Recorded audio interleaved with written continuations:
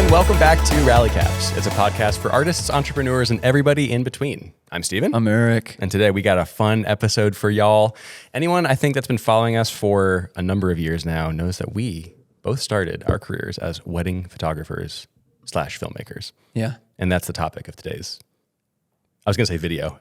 It is a video kind of, but it's mostly an audio platform. That was just your YouTube brain. That was my YouTube brain. Hey, welcome back to the channel. Hey, welcome back to the channel, guys. Thank you so much for your support. I love you all. Hit like and subscribe, all the good things, which you can do because we are on YouTube. We say that tongue in cheek, but we actually are. We are a channel. So well, that's what makes episodes like this really exciting. So I'm sure you'll still love it if you're listening to us. We'll make sure you love it if you're listening. Yeah, but we have a ton of stuff on the table that are like conversation starters about wedding photography. Mostly, I think we'll talk mostly about photography, and just because I've dabbled more in wedding filmmaking than you have. Yeah, Very much so. I've done 4. How many have you done? Wedding films? Yes. Over the course of my career, I've probably done 60. Yeah, something like that. Wow. 50 to 60 is what I would guess. Well done. Thanks. Well done, you.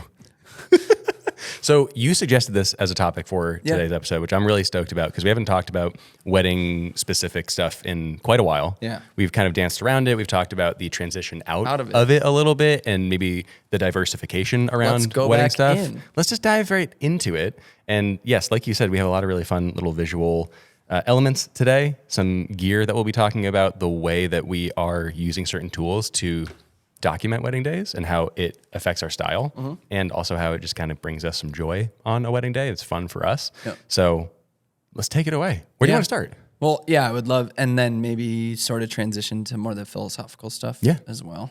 That'd be great. Tips and tricks for anybody who's interested in it. But even if you're not a wedding photographer, if you're just any other kind of photographer, if you're any other kind of filmmaker, I hope that this could also just be beneficial to you listening based on the gear that's ready and available in the year of our Lord 2024. We're almost halfway through 2024. That's horrifying. By the time this episode comes out, actually, we'll basically be halfway, which is wild. Great. So cool. That's cool. Existential dread. Love it. Let's get into it. So primarily shooting 2 bodies on a photo wedding. Still rocking Canon. Love it. Kind of. Sort of. So R5, great camera for stills. Awesome stills camera. Big megapixels. Yep. The big sensor. The pixels on this thing are just gigantic. Yeah. 45 of them, to be specific. 45 megapixels. Not just 45 pixels. Just 45 pixels. It's 45 by 45. Just 45 squares.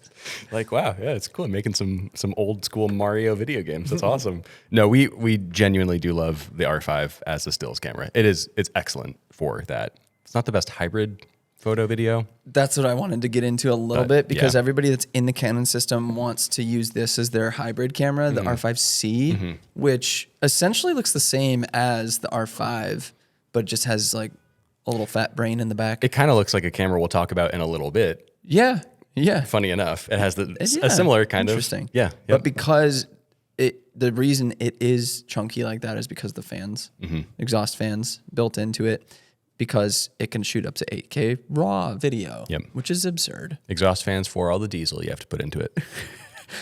It basically is just not necessary at all. Yeah. Talked to my friend who shot video with this recently at a wedding, and he did 8K raw for everything except ceremony and speeches. Who? Mike.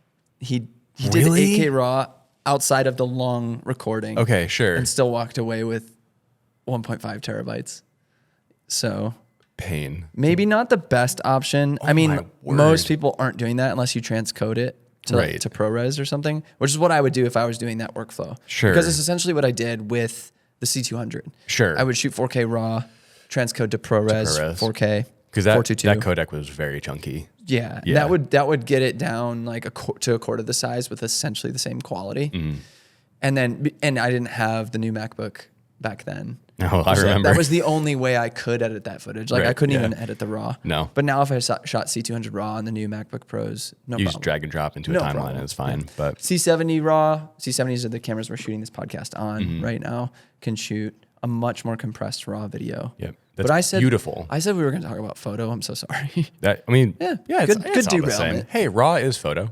Sure. And video. Well, I think a lot of people who aren't familiar with video don't even understand that RAW is an option in video these days and can be so powerful. Yeah. It was something that was super foreign to a lot of filmmakers 5 years ago because there were only like RED cameras that could do it. Right. It's become a lot more accessible, especially with the integration of a lot of off-camera recording monitors. Yeah. So, like the Atomos Ninja 5, for example, is a popular option. It's a monitor, but it's also an external recorder. Yeah. So you can more or less hijack the sensor of your camera To do and other just things. put all the recording potential into that. So it actually unlocks capabilities that your camera has. For example, you can do, I think, 8K 60 out of camera. You can do 8K 24 in camera on the R5C, but you could do 8K 60 if you want to record externally. You usually have longer recording times, less overheating. You can add a recorder like that to a lot of modern day cameras like FX3, FX6 from Sony. Yeah.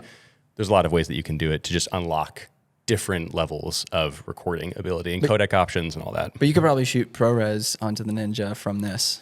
I think you can. I think on the, I'm not going to. I haven't even dabbled in that world. that. I know that there's possibilities there. The reason is because anyone that's using this camera as a photo video camera on something like a wedding day is wanting to not have to build it out to be a video camera. Right.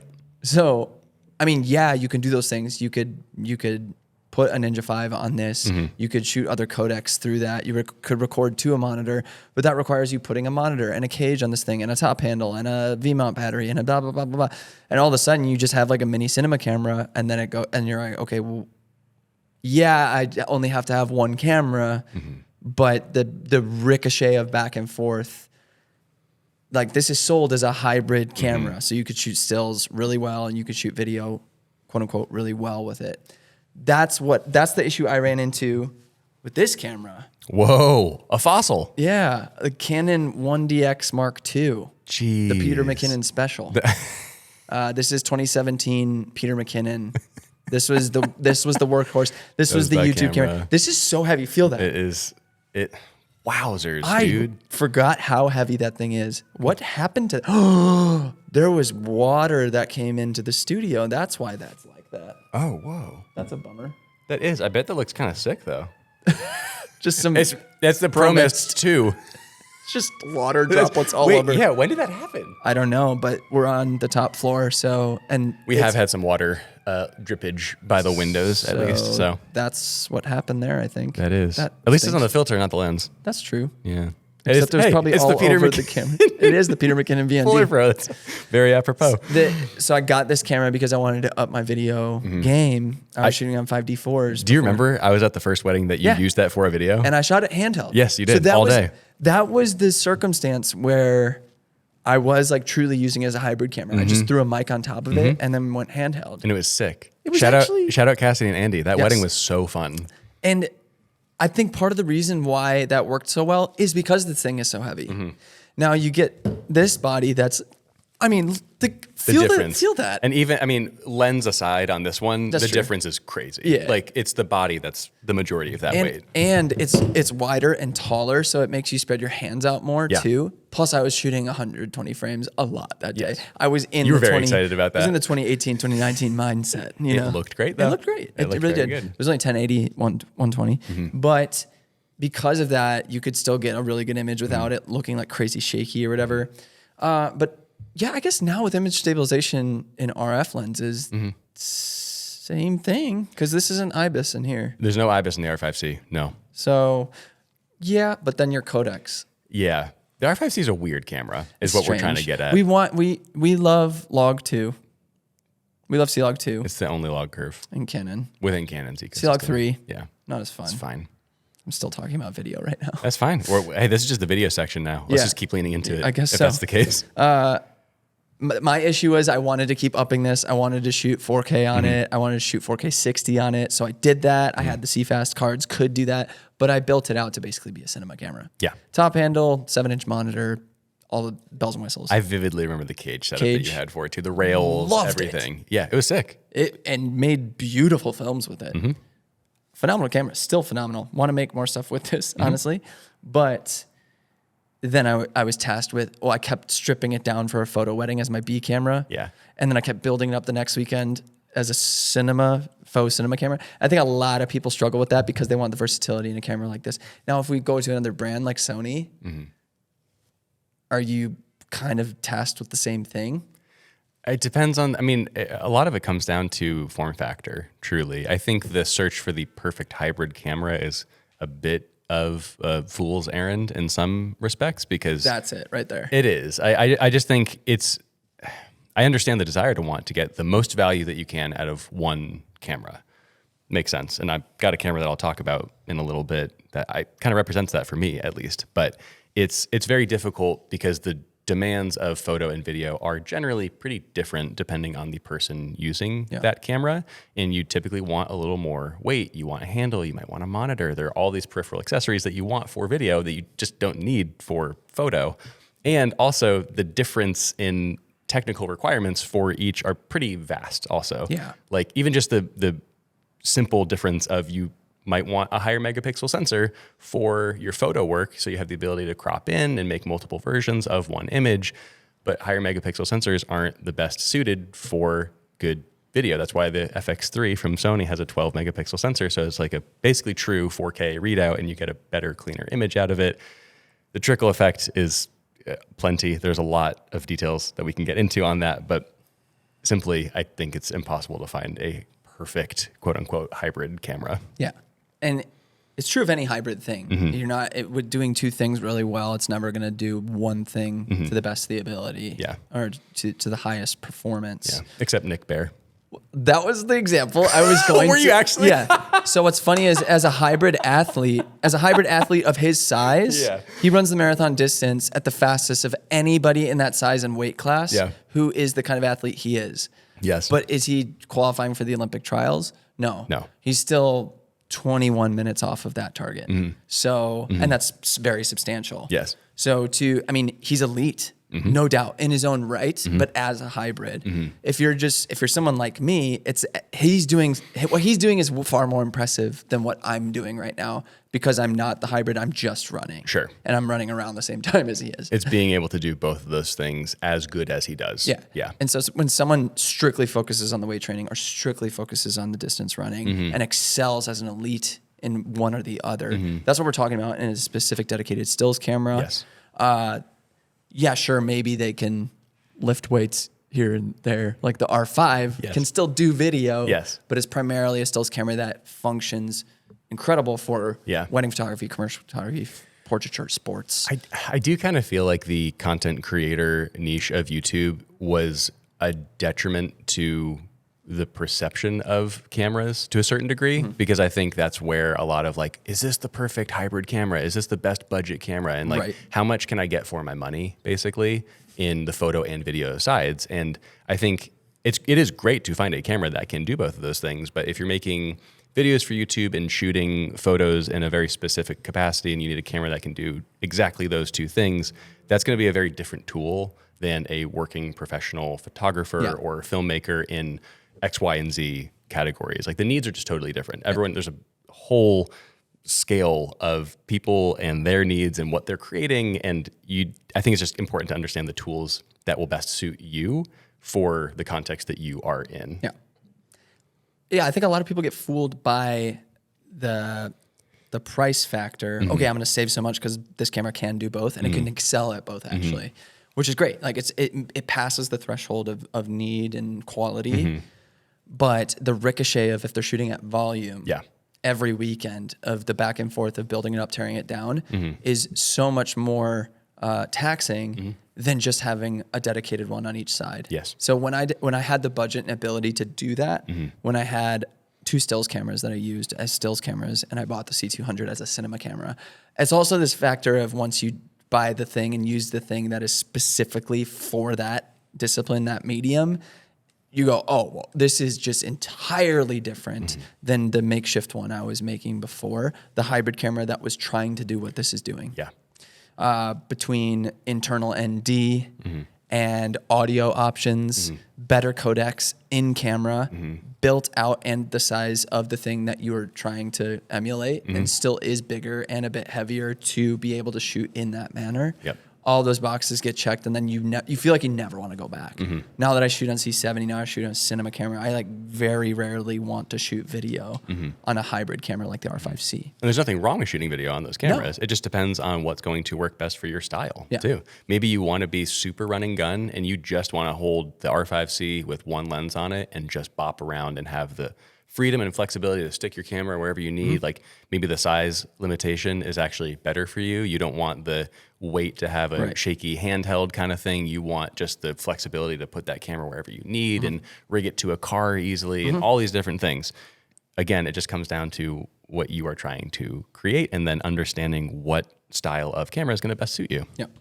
So, I mean, Canon, I did a partner deal with them. Yes. So part of the deal was getting the R5C. I don't know if I would have gotten it otherwise. Amazing photo B camera for me on wedding days. I have noticed that the autofocus is a bit different. It feels like it's sharper and more accurate on the R5 versus the R5C. There's little nuances like that. Even just it turns on slower between photo and video, and the transition is slower because, again, it's that hybrid camera. Yeah. And it even feels like some parts of it aren't exactly the same as the R5, even though it's like supposed to be the quote unquote same camera or same sensor. Yeah. But I don't know if it is. Yeah. But there are more differences between those two cameras than you would expect. Yeah. I've only used yours like a handful of times here and there in the studio, and I've noticed a difference as well, having used the R5 pretty consistently for the last 3 years, very consistently for the last 3 years. It has a different feel to it. Sluggish is probably the best word for it in general. Yeah. But what's interesting about that is like that used to be a problem when you were shooting something like a 5D4 and a 5D3 as your backup, because when you were editing those photos, the profiles were so different that it was so hard to match your images across. That was, I hate. Did you ever have to do that? Yeah. Yeah. Or like 5D3 to 5D2. I was EOS R. So Canon's first mirrorless to 5D3. Yeah. So it's like basically the 5D4 sensor to the 3, and those were very different sensors. Very different. Yeah.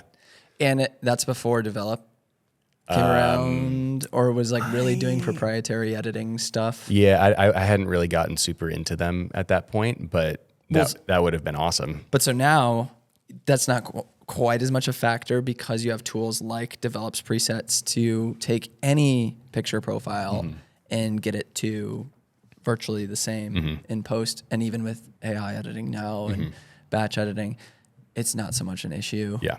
So, I mean, let me diverge into this then. Okay. So that was video. But sort of. Kind of video. Excellent. But do you feel like the tools with how excessive they are now, first, I feel like everything's kind of plateauing. But also camera-wise? Like tech-wise? Yeah. Yeah. Maybe not. Like every camera that's coming out is a good camera. Yeah. Yeah. It feels like it was leaps and bounds for a while. Yeah. And now it feels just kind of like, bells and whistles. Definitely. Yeah. Yep. But these resources that we have now with pain points we had 5 years ago and the progression of technology between different sensors being edited in post, now you don't have to spend as much time in post between AI culling and AI editing and all these different tools. Does it feel like that is a leveling of the field almost? Like it takes less strategy to do it well or to do it at volume, and so it becomes more about what you bring as a personality, as someone that can relate to people on the day. I think personality becomes much bigger. It's funny, I feel the same way about this conversation as I do when people, I feel like this was a few years ago more so, when people would be like, oh, iPhones are getting so good. Yeah. Are you worried that you'll be out of a job soon? I'm like, well, no. I love that good cameras are more accessible to more people. That's amazing. They can preserve their memories in their way. And in a sense, there'll be so many of those photos, people will become accustomed to that. And then they will see the noticeable difference between that and what we provide as professionals, both between the equipment that we have access to and also the experience that we have and the artistic eye that we bring to it. And so I think in the same manner, everything's getting so good. Yeah. the workflows are becoming easier. You can do batch, you can do bulk, simpler. I'd say general price of getting a quote unquote professional camera has come down, relatively speaking. It's easier to get into a system that would feel professional, so to speak. But I could also see that being a trap for a lot of people. Yeah. It's really easy to get into this kind of churn and burn mindset where you're just doing things very unintentionally and just doing them because you can do them at a high capacity or because you can shoot 20 frames a second or whatever it is. I think this will be a time where people who want to do that can, and they can do it a lot more easily and more accessibly than they previously were able to. But I think people that want to be intentional still and want to really take their work seriously, that will still stand out. Yeah. I don't think that is going anywhere by any means.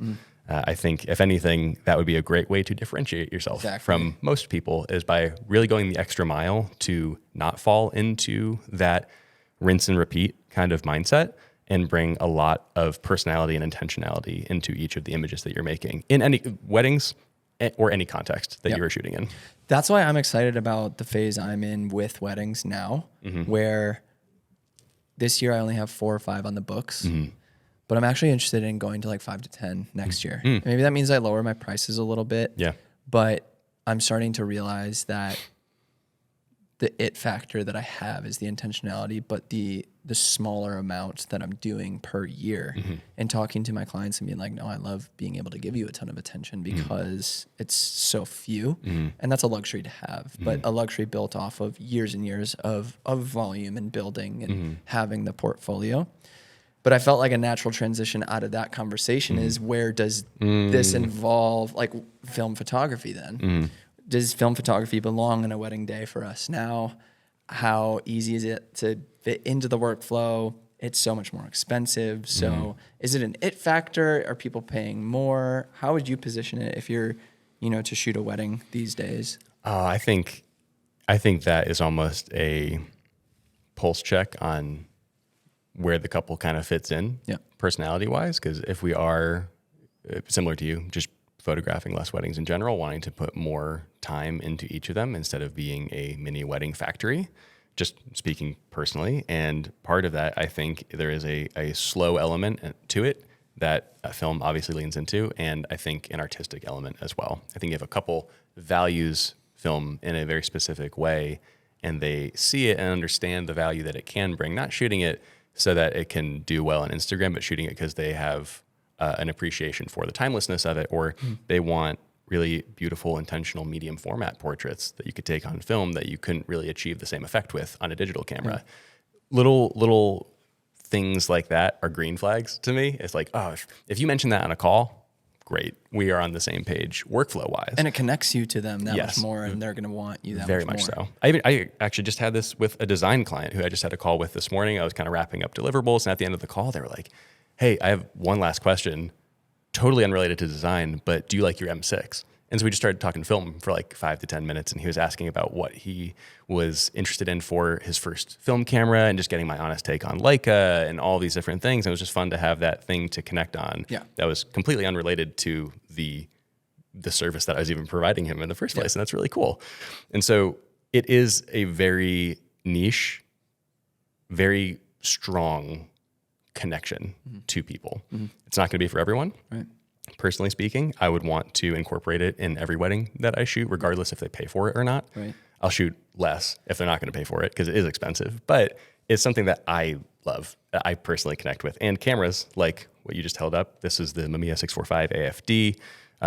This line of cameras is very similar to the Contax 645 and the Pentax 645N. They are the closest thing that you can get to a digital film camera, in my opinion. They are workhorses. They're amazing.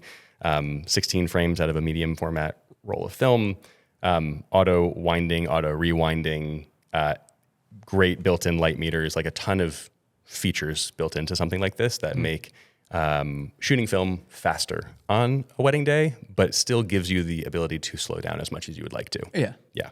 Yeah. It's interesting juxtaposition of the two there, because I picked this up, and while it is fast, it's like, this is so much slower than what I was cranking out digitally right here. Yes. So my rule for myself on a business front is I'm not going to shoot more than 2 rolls if they don't ask me. Yep. And that usually fits in within a wedding day. If it's just in my side bag or my second shooter's kind of holding on to it here and there during portraits, like, I definitely want to intentionally shoot like 4 film frames right now, half a dozen film frames, and then maybe a few throughout the evening or whatever.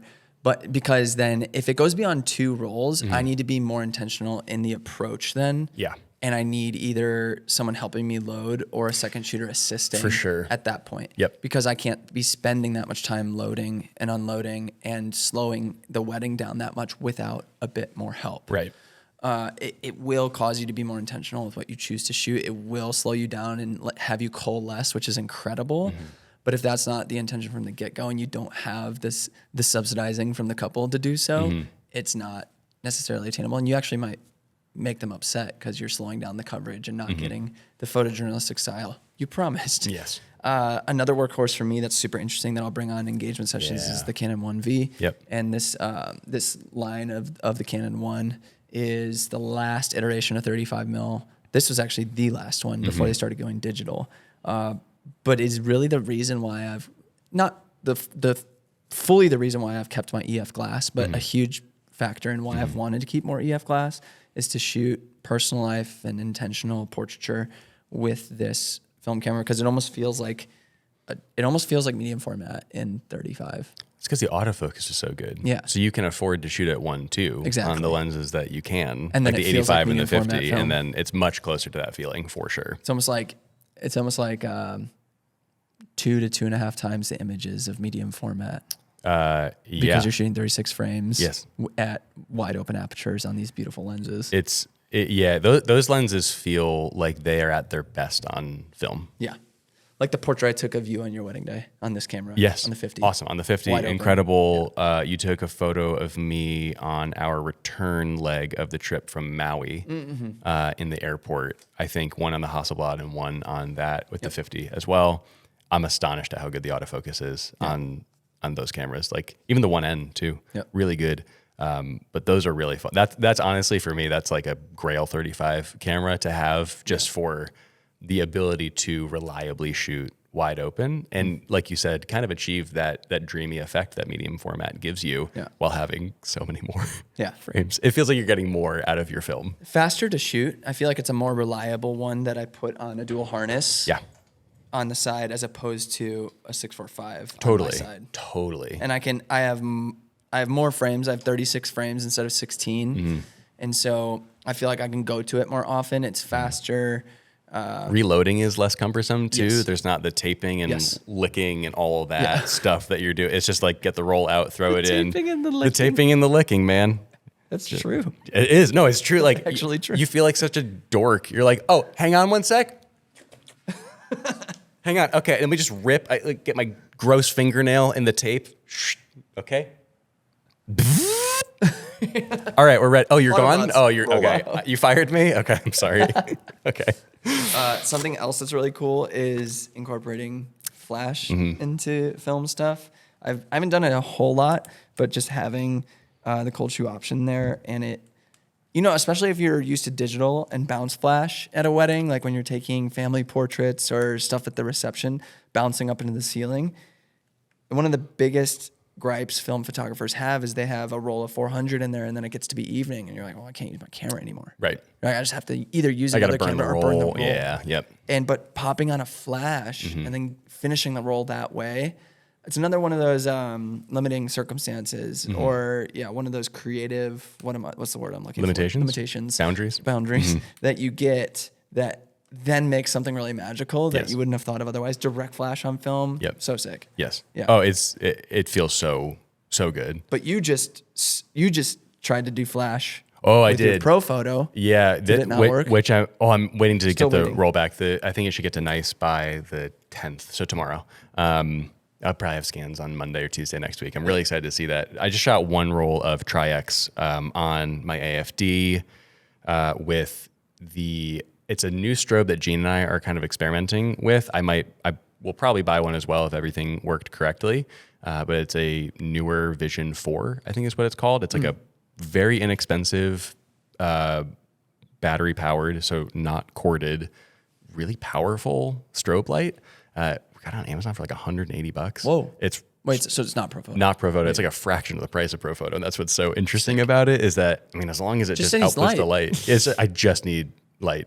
Yeah. I don't really. And so, yeah, talking about how kitted out the AFD, this series of cameras is, has a lot of great functionality for off-camera flash and preset functionality, and again, really reliable autofocus and all these things that kind of lend it to be a great studio camera, as well as being a great, almost like point and shoot medium format camera. It doesn't look like one by any means, but the autofocus is so accurate that you have the luxury of kind of quick drawing from the hip and getting a moment on 120 film, which is sick. But very excited to see how those images turn out, because if everything worked correctly, absolutely purchasing that strobe. So we have 2 in the studio, and then just really dive into like studio lighting, portraiture, off-camera strobes, blending strobes together, all, because that was something that way back in the day, that was the thing that really got me interested in professional photography, so to speak, was what you could do in a studio and how much creative latitude exists with making artificial lighting look so beautiful, and the effects that you can create in camera and all of this stuff. So, and then you got pressured into being a natural light wedding photographer. Yeah, all the wedding photographers were like, we don't use artificial light, okay? That's not natural. We only use organic light. I'm a grass-fed, organic, free-range photographer. And that just meant I don't know how to use artificial light. That's exactly what that meant. And that's why I'm very proud of the fact that I still made myself learn how to use on-camera, bounce, direct, and multi. I was at the time not using proper strobes. I was just using different speed lights that I was hooking up with these really cheap triggers that I got on B&H. But learning that is a very core foundational principle that all photographers should understand how to use and manipulate artificial light. It's invaluable. Yeah. Yeah. Before I move on to last knickknacks, kind of hack stuff that I love. Yes. I want to talk about that. I want to talk about it too. I also want to get a portrait of you.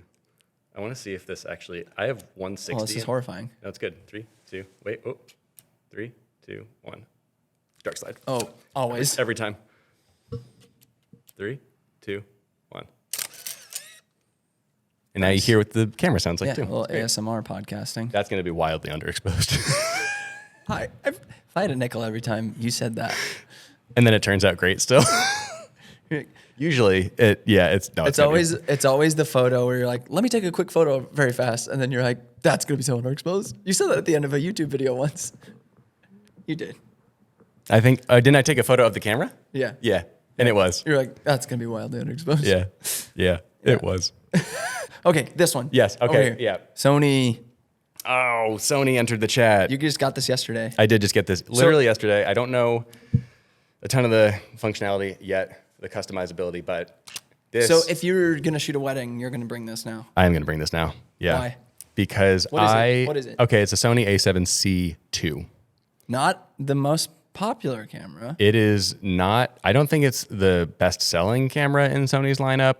But it's part of their compact series that they introduced a few years ago. You're a Sony hipster then. I got the silver, so yes, a little bit. Honestly, I looked at it. Say hipster anymore? I don't know. That feels like drip, like the conversation we had in Franklin. When I said I have drip. I have drip.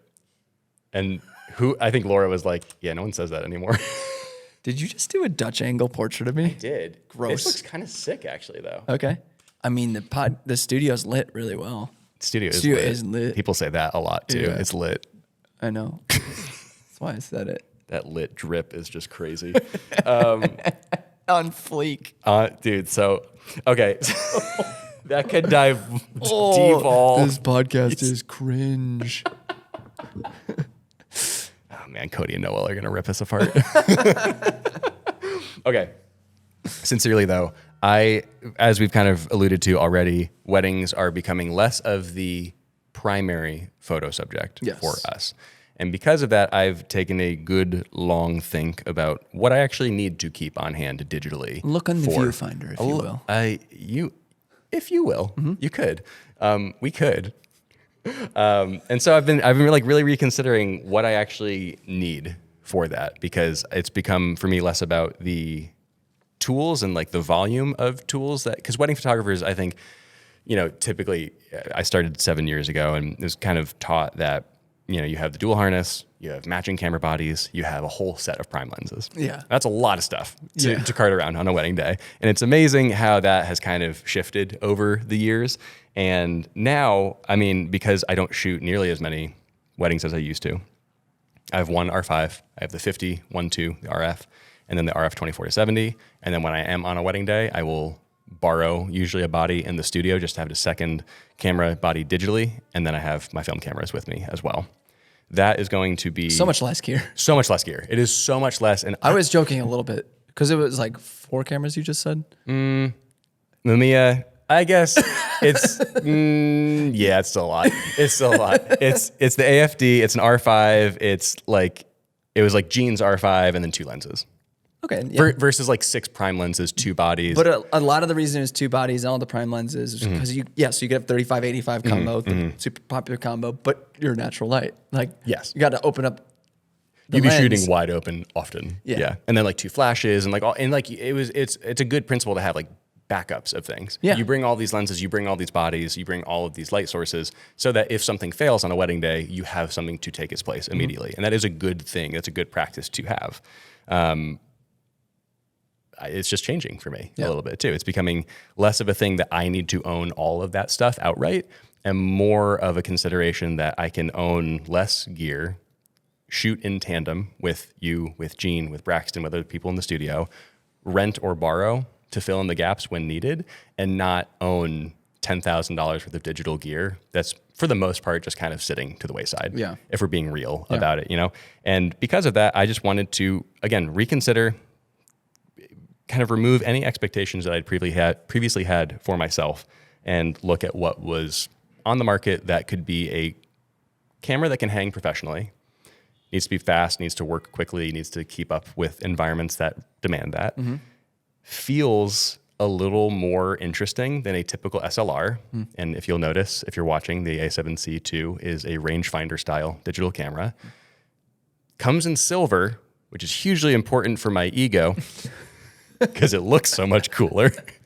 It looks kind of more like an X100V or VI now. It looks, and the silver base plate on the bottom too, like aesthetically, pretty cool. It's more interesting to look at. And what I mentioned in, I think it was last week's episode, is that it's okay for artists to want their tools to look cool. I made the analogy of musicians on stage wanting the guitars they use to look interesting. That's totally okay for you to want the tools that you use to look cool. It's okay. It makes you want to use it more. Yes, exactly. That's perfectly fine. You shouldn't feel bad for wanting that, and you shouldn't let anyone bully you for feeling that way. That's totally okay. And then this is also an extremely competent video camera. It's so compact. It's more of a body styling like the FX3, which I think is really interesting because I feel more inclined to shoot video on a camera like that versus an SLR. And it's extremely compact too. Like it checks so many boxes for me and does so much for being a relatively inexpensive full frame camera body. So full circle moment is that you've found the hybrid camera. Yes. Crap. Yeah. You walked right into that. Yeah. Well, I did say I found a camera that checked a lot of boxes for me personally. For a lot of people, this would not be the right case, right? I just want to splice this episode for you're like, it's the fool's errand to find. Yes. And you're like, I found it. Well, the perfect type. It's person to person though, right? Yeah. Because a lot of people would look at this and be like, oh, I can't use this for a lot of stuff. A lot of people would say, oh, it only has 1 card slot, so that's not going to be the perfect camera for me. Of course not. Right. But in the way that I'm going to be using it, that's perfectly fine. Totally. It really doesn't make a difference at the end of the day.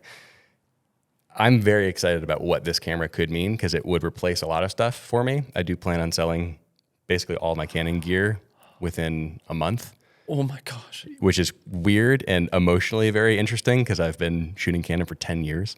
And I don't want to admit that I'm attached to one camera, but it's very nostalgic. It's like the thing that you built your career on. Yep. It's weird to part with that. But I've just, again, been going through a lot of changes in my personal life and been reconsidering a lot of what used to be the norm for me. And I want to be open to that change and just being okay with accepting it and embracing it and making sometimes scary steps forward that could pay off tremendously. Yeah. And I think this camera, in a weird way, represents that for me. Very cool. Yeah. Oh, another photo. Another photo. Nice. It's a 20 mil. It's so wide. Oh, you look so cool. Wait, better composition. 21.8. This is a 21.8. I plan to keep this guy and then get the 51.4 G Master as well.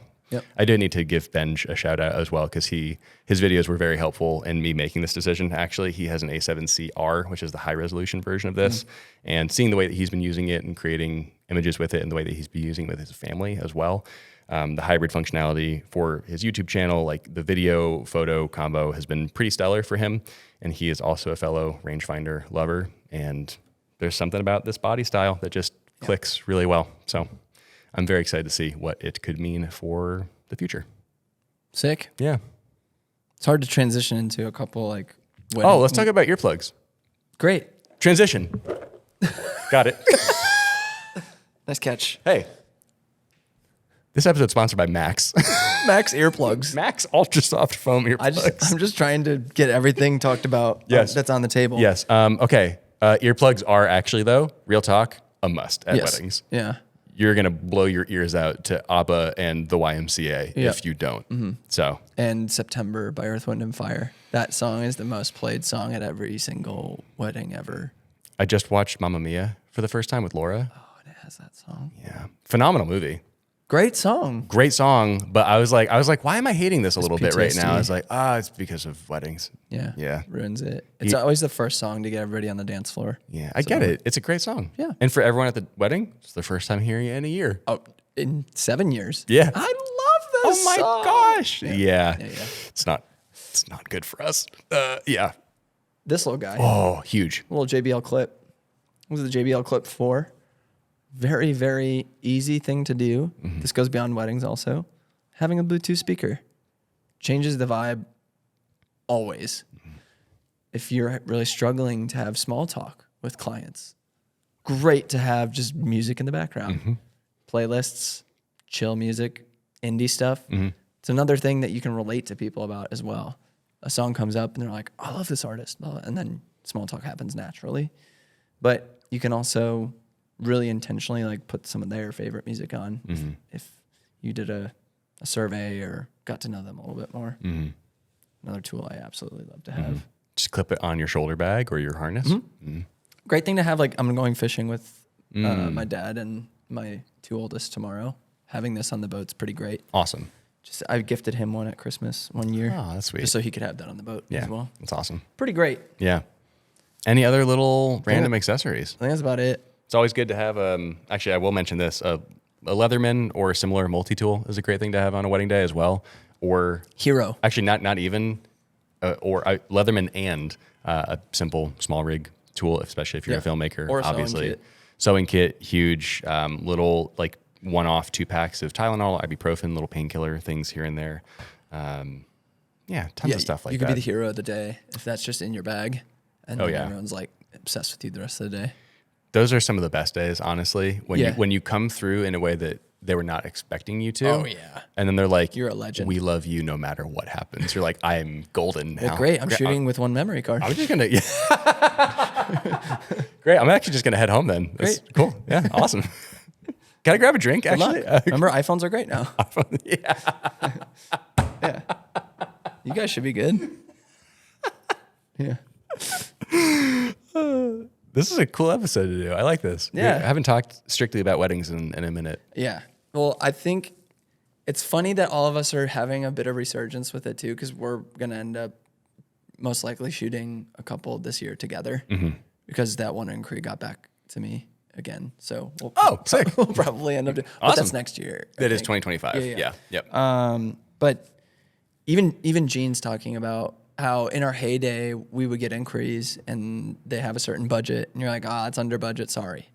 And now I'm kind of looking at inquiries. I'm like, I can make that work. Mm-hmm. Gene said it the other day too. He's like, 5 hours of coverage, 6 hours of coverage for that price? Sure. Why not? Yep. Elopement downtown, 3 hours on a Wednesday? Yeah. Mm-hmm. And it's for me now, it's coming from niche crowds. Like it's coming from my running crowd now. I'm shooting a proposal next month from a runner that follows me on my running channel. Knew that I was a photographer. I was like, oh, I'll inquire with him. So I think it's fun to kind of meet people in a different way than just doing SEO Google stuff and getting a ton of volume of inquiries, but letting them kind of exist naturally. And then shooting them naturally with natural light. Which I still do most of the time. Yeah. I don't know strobes. That's fine. I know on-camera flash really well. That's great. Yeah. For weddings, at least. That's more so what I you like need. lighting dance floors with constant lights, too. That's a different thing. But Beautiful. Very fun for photo as well. Photo and video alike. Just have one thing for it instead of multiple things. Yes. Yeah. It's also, just to reiterate before we kind of close out, we've been at this for a very long time. Yeah. So we have a very different, I'd say, perspective, a lot of experience, a lot of mistakes that we've made, things that we've learned along the way. And we are certainly in a different place career-wise that allows us to make decisions like this and have attitudes that we do now have. If you are still in the phase where you're grinding like we were, 5, 6, 7, 8 years ago, more power to you. Like there is that phase of everyone's business where you just have to get in and do it. And maybe not every inquiry is great or on budget, but you just need to get the work in. That's fine. Honestly, that's awesome for you to be in that season, because we have both been in that season before, and we might not want to go back to it right now. Yeah. But there's a lot of joy and good that can come out of that too, and that work should be honored as well. If you're hearing any of this and feeling like, oh, I should shoot less weddings too, it's like, no. If you love to do this, keep doing it. Yeah. Absolutely keep going for it. Absolutely. We just find ourselves now, having been at it for so long, in a slightly different place with a slightly different attitude towards it. And we're very grateful to be able to do lower volume with higher intention per client. And if that's something that you want to do eventually too, there's absolutely a path for you to do that. Yeah, I touch on it a bit. It's weird because the video's not shot yet, but when this comes out, it's already done and online. Yes, plug that. So just my YouTube channel. It's what's your name again? My name's Eric Floberg, and the title of this video that is already released is I don't know if don't mess it up. It's live right now. It's live. It's recent, and it's something along the lines of, do I even shoot weddings anymore? Great. And I talk about the very thing you just discussed. It's like, if you want to do it at volume, like that's what you really need to focus on. And it's not discouraging people from starting to diversify, because I think diversification while doing that is just don't completely overwhelm yourself. Like have enough bandwidth to show up for your clients still, so that you can keep getting the paychecks, grow your bank account, and then have the flexibility of investing into other mediums and diversification later. Don't do too much at once, because then you'll just crash and burn in every regard. And then you're just like, what do I do now? Totally. One last thing that I touch on in this video that I thought was really special 2 weekends ago when I shot a wedding. It had been 5 months since I shot a wedding. Whoa. And weirdly enough, doing it for 10 to 12 years now, you think like there is a factor of, oh, I need to like shake off the rust. I'm kind of nervous because it's been a while since I shot. It all just comes back to you. Like it's actually not that difficult once you have that much experience, and you're just right back in it. And you know exactly what to do. You know how to treat people. You know how to interact with them. You know how to get good portraits, good light, all this stuff, how to calm people down. I was at the reception, and I brought my laptop because my second shooter is from Michigan, and he shot on his own cards. So I brought my laptop on purpose just to dump all of his photos before he left, so he could leave with his cards. And I had my laptop open, and a wedding planner that I've been working with for now 8 years. I think the first one we shot together was 2016. She saw my laptop open. She looked at me and she was just like, oh, you brought your laptop? Could you edit a few sneak peeks and send it to me for my reel at the end of the night?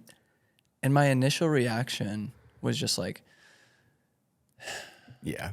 Like I'm eating dinner, I'm backing up photos, and then I'm requested to do this thing. I'm like, and it's funny because the amount of time that separates me from doing wedding to wedding puts me in a position that gets me in that kind of mindset. Yeah. And I think it's a very human and very natural thing to do.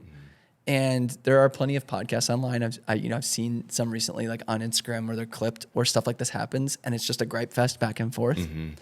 And although that was my initial reaction, I happily did it because I love this planner. We've worked together for so long and was like, I will do that. I ended up editing 10 photos. She left. I texted them to her. She put them in her reel. It was special. But I stepped back and realized, like, dude, she's been giving you work for 8 years. And you've worked with her like 1 or 2 weddings a year for 8 years. Do you understand like how much income that really is? And you can't edit 10 photos for her. It was a huge gut check. I'm like, yeah. And then that was compounded because when I left the couple, they were on my phone, and I said hi, and I was like, wait, do you have your phone? Do you want the photos? And then I airdropped all 10 photos to her, and she was like, oh my gosh. I'm like, it was just one of those huge gut check moments where you're like, all right, this is not about me. I can always preach that it's not about me, but you're always put in that circumstance where the human nature just kind of is like, I don't want. It's my dinner time right now. This, that, the other. Yeah. But if you just go that little bit extra and have that little bit of perspective of this is not about you, you can make this about your clients, about other vendors around you. When the ask really isn't that bad, like then the special stuff happens. And yeah, I thought it was just really cool, and I'm excited to put that into a video. I'm sure I'm excited of the result of what that looks like in a short film format. Yeah, and that is something that gear can never replace. Truly, and the beautiful thing about gear is that if you know it well enough, it becomes part of you, and you're able to use it as an extension of yourself to show up that way. And if it's a limiting factor where it doesn't allow you to do that, that's when it's a problem. So as long as it's giving you the ability to show up that way, be present and selfless in that way, that gear works for you. Game over. Yeah. That's the right fit for you because you get to show up as you on that wedding day. Yeah. And that's always going to be the most important part. Sick. Yeah. Oh, nice. For syncing audio. No, just kidding. I think we did that already. That was great. Yeah, that was very fun to talk about all that. That was really lovely. It's like nostalgic, and we're still in it. Yeah, and it's applicable to weddings are so applicable to everything. So it's always good to talk about. Yeah. Don't let anyone ever crap on you for being in weddings. It's one of the most difficult. Like it's incredibly robust. It's so challenging, and you need to really show up in a way that almost no other set will ask of you on a shoot day. We also functionally in our businesses right now feel the weight of not having that income anymore. Oh, very much so. Like the income follows how difficult it is as well. Yes, absolutely. There's a reason why it costs so much, and you get paid handedly to do it. Yes. Don't let anybody with some sort of artistic mindset like belittle you because it's a wedding and it's not shooting for Nike or whatever. Who even cares? You come out with the most incredible set of skills being a wedding photographer. Landscapes, portraits, details, family, dance floor. Everything. Flash, off camera, on camera, constant lights, and effectively a crisis management person on the day of and a pseudo wedding planner as well. You know, so much interpersonal stuff that you have to mix alongside the technical aspects, like you were just saying. And that's an attitude that you develop in weddings that truly cannot be fostered anywhere else. It's like a very unique, like crucible level of like trial by fire. You just have to show up and just do it. Yeah. And those principles that you learn are invaluable. Yeah. Wow. Hey, transition. If you liked this episode, please like it. Please leave a rating on Spotify, Apple Podcasts. If you're watching this on YouTube right now, rate it. Hello. Like it. Leave a comment below. Subscribe What should they comment below if they made it to the end? Weddings are awesome. Yeah, you have to put a hyphen in between awe and some. Weddings are awe-some. Yeah. Great. In YouTube. Like, subscribe to the channel. We love you all very much. We hope you heard our hearts behind all of this and got something useful out of it. And we will see you in next week's episode of Rally Coach. Goodbye. See ya.